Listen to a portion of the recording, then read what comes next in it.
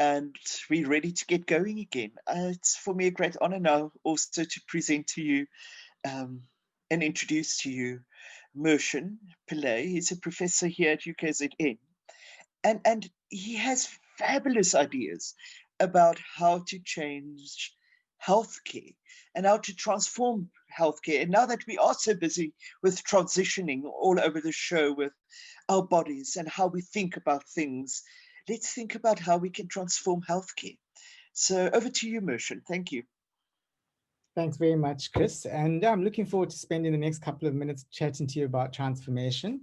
And I'm going to start by sharing my screen, which I hope works. Hang on, sorry, that didn't work too well, did it? There we go. Okay, so that's the title of the session that I'm going to be doing now. And to start off, I'm going to ask a little bit about who you are, and I'm going to share another screen. So for those of you who can actually do this, because I'm aware that getting onto your phones might be a problem if you're not using your phones for this purpose, but get onto menti.com and see if you can perhaps, so I'm just going to start off the screen here. Tell me if you can see the menti.com screen.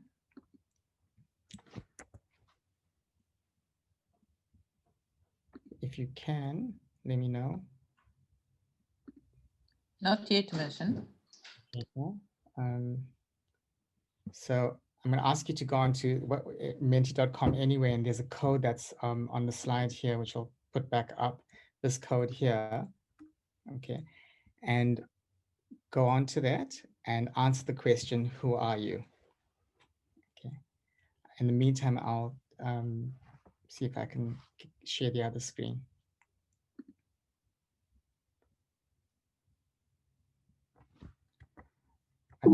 Sorry, 1 second, I'm going to get rid of the screen and I'm going to share my desktop with you so that you can see the menti.com screen there. 1 second.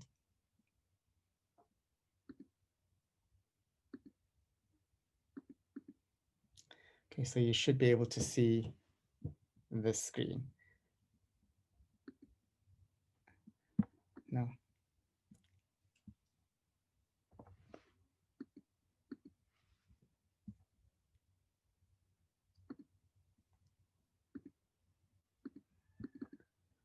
Okay, great, okay, it's coming up. Okay, can you see this screen, Alma? The menti.com screen? Yes, I can. And I can see that I made a typo. So that was you. Okay, so there's quite a few descriptors coming up. Okay.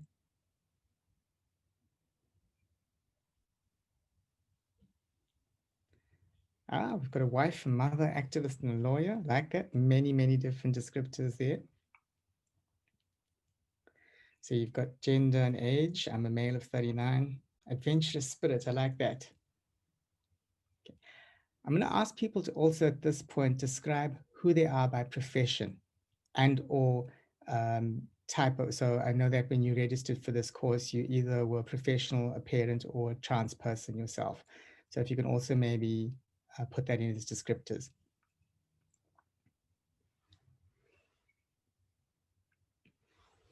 Just myself, the cool guy. I can see that picture with the glasses and on the WhatsApp coming up for that. Educational psychology student, female psychologist. I know there's a fair amount of psychologists on this.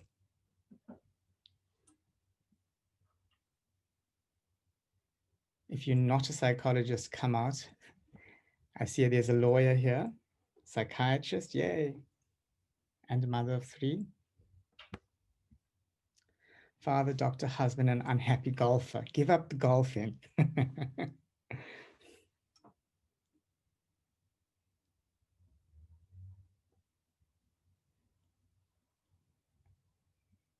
Any other descriptors? Okay. So as you can see, we choose to describe ourselves in very, I'm going to stop sharing the screen and I'm going to come back. And the epitome of resilience and strength. Fancy, I like that. I'm going to come back to the screen. I'm not going to stop collect. Radical social worker. There we go. More coming. Maybe I'll wait 1 little second.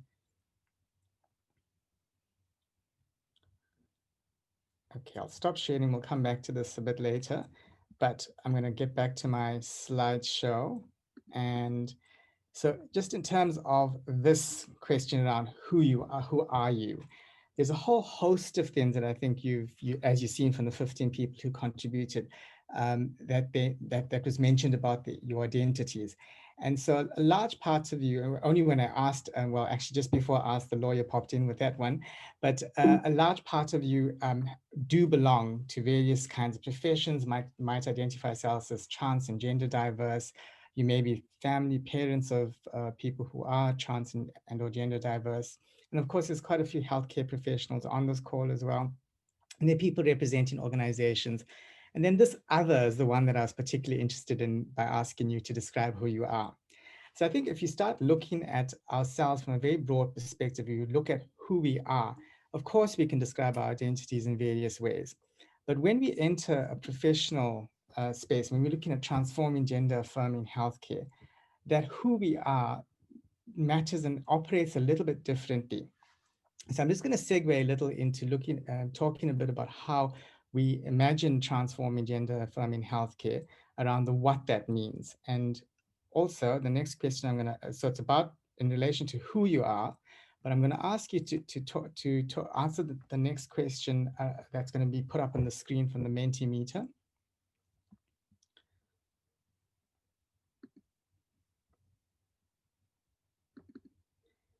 And back and just present that question to you. So use the same code. And the next question is, I want you to write a short, a word or a short phrase that best describes what transforming healthcare means to you. So if you can pop in there anything that comes into your head about transforming healthcare, and this is general, doesn't have to be specific to gender affirming healthcare, but it would help.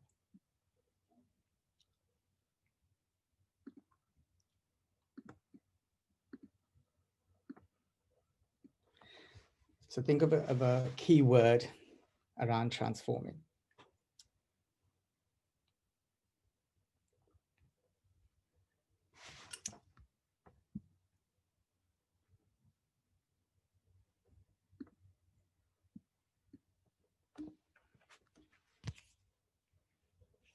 Helping, deconstruction, helping others, new ways, happy. Oh, this is going quite quickly.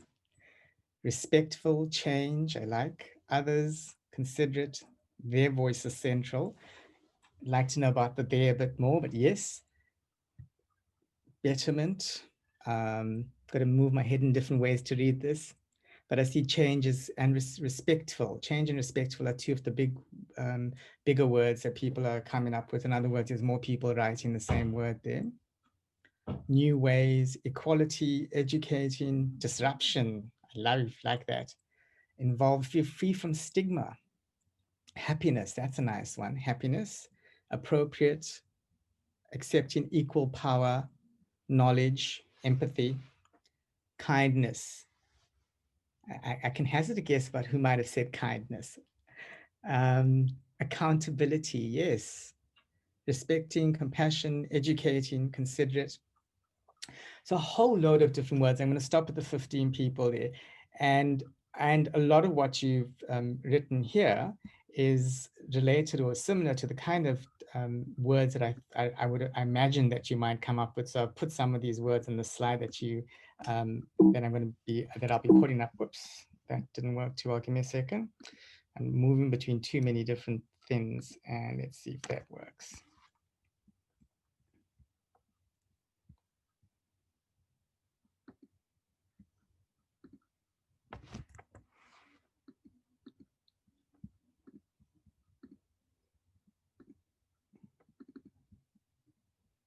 So there's some of the words that I thought that maybe people might be thinking about.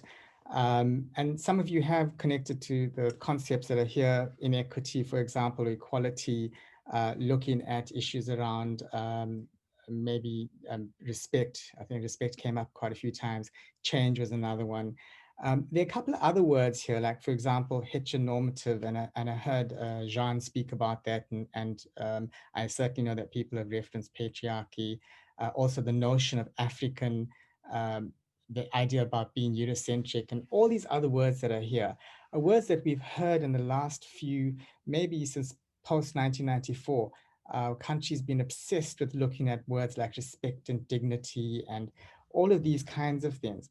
And so I was particularly interested. And so what I'm doing here, what I'd like for us to explore is why is it that we are talking about these words? Why are these statements so important to us when we look at not just gender affirming healthcare, but healthcare at large, okay?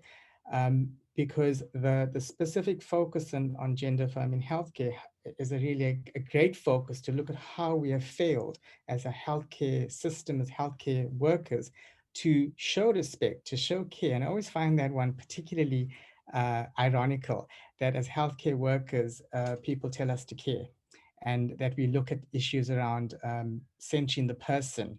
I mean, if you look at and you listen to people talking about person-centered healthcare, or focusing on the person and speaking about the human and recentering the person in healthcare, it makes you wonder what we're coming from, or what did we do before.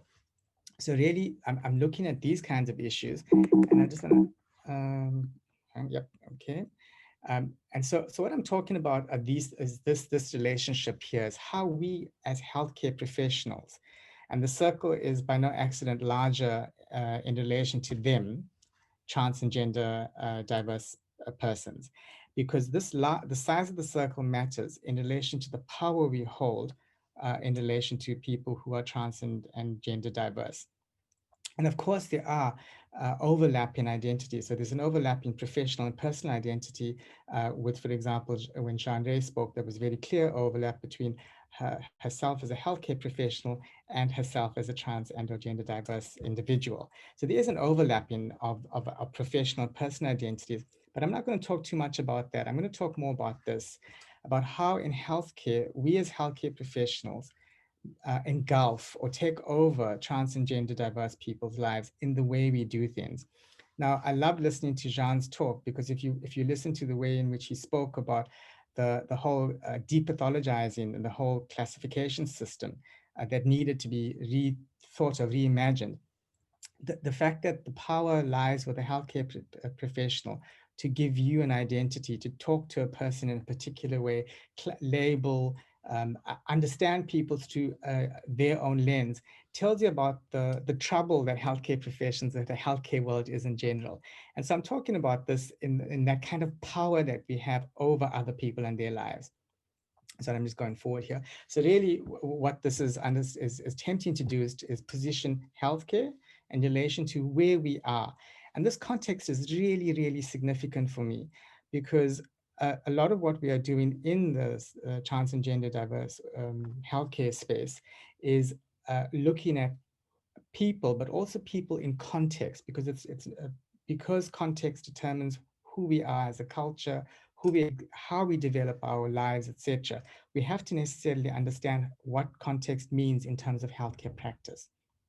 And so when we're looking at healthcare, we're looking at various ways in which we might perhaps want to change things. So obviously, every time somebody speaks about change in healthcare, they immediately go to, yes, but we must do things differently.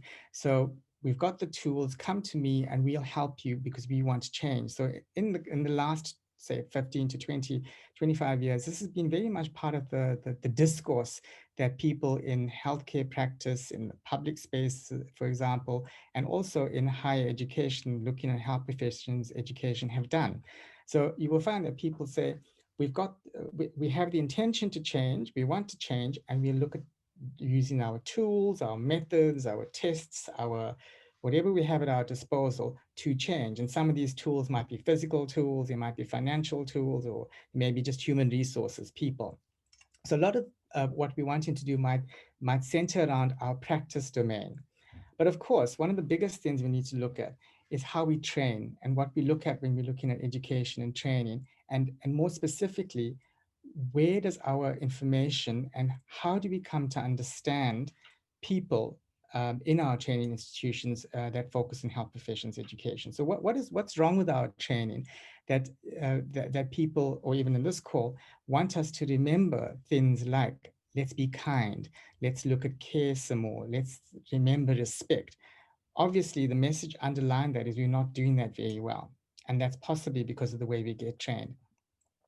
And then, of course, there's this wonderful policy euphoria that happened post 1994 in South Africa. And there are 1,001 different policies, many of them that still remain in white paper versions, significant ones actually, that were developed for use in the country.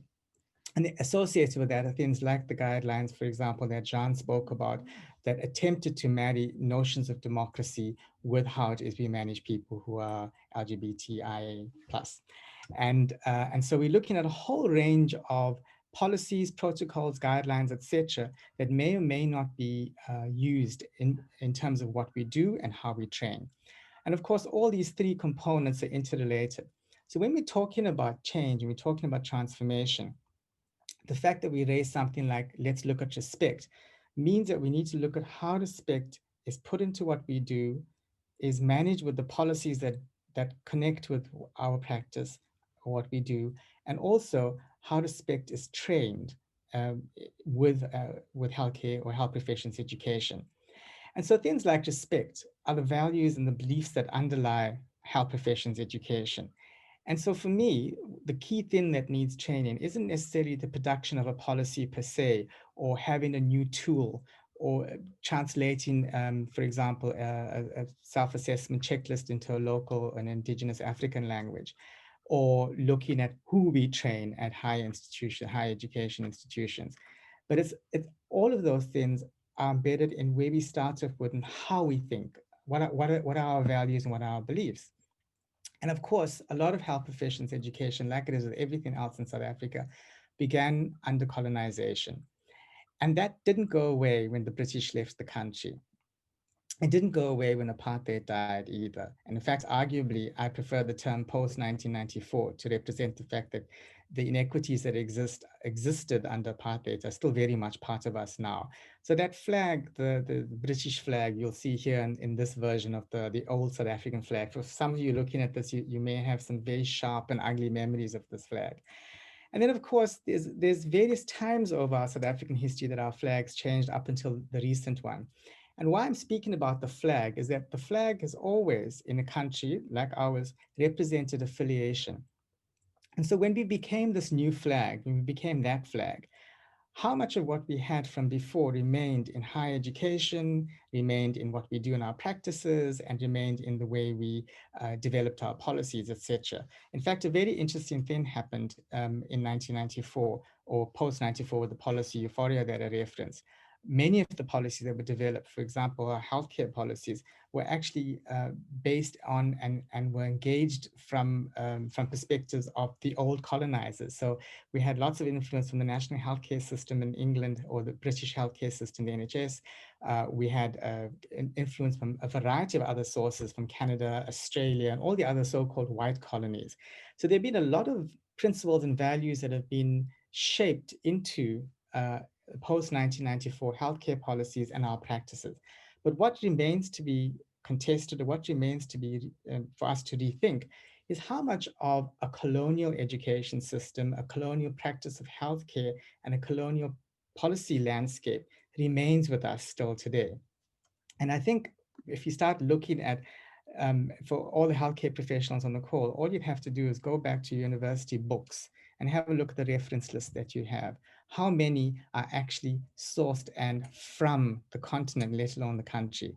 So we know that this movement of education, training, of ideas, of thinking from the northern countries, from Europe, from North America, which includes Canada and the USA, Western Europe specifically, and so on, has stayed with us. So even though we are post-colony, the ideas of what is good healthcare, what's evidence-based practice, what is expert knowledge, and how do we understand excellence in care, is very much shaped by what the North has allowed for us to think and what we've taken from Northern countries to shape our curriculum, to shape our practices locally. So the point I'm making here is that you could literally step off if you are going to be traveling, which I think is slightly unlikely under the pandemic right now to most countries.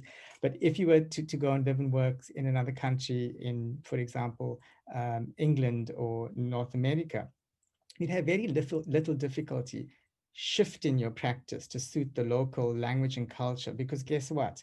most of what you've been taught in has been around a Eurocentric, mainly white, English-speaking, cultural, norm-based, and so all our practices, all our ways of understanding the world, or everything that we know, actually very, very easily will fit into a Eurocentric practice system, healthcare practice system. And so think about what that means for us and how that impacts on a South Africa that adopts this way of looking at the world, but really still masks very much a Eurocentric perspective on healthcare.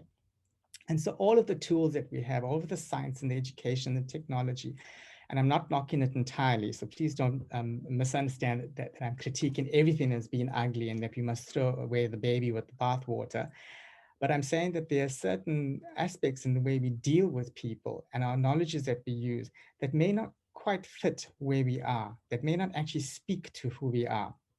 And so a large part of reconfiguring the country, relooking at how we understand healthcare in relation to gender affirming healthcare, must necessarily look at how we contextualize healthcare.